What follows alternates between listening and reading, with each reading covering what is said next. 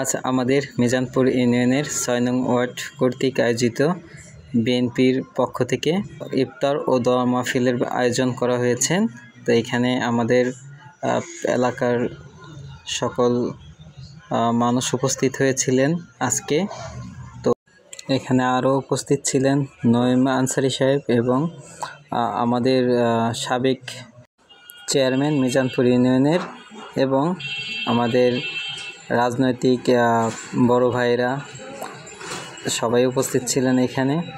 তো আমরা একসাথেই মূল দল এবং যুব দল সবাই একত্রেই এখানে ইফতারি করলাম এবং এলাকার সকল রাজনৈতিক ভাইয়েরা সবাই এখানে উপস্থিত ছিলেন। তো সুন্দর একটা অ্যারেঞ্জমেন্ট হয়েছে আজকে।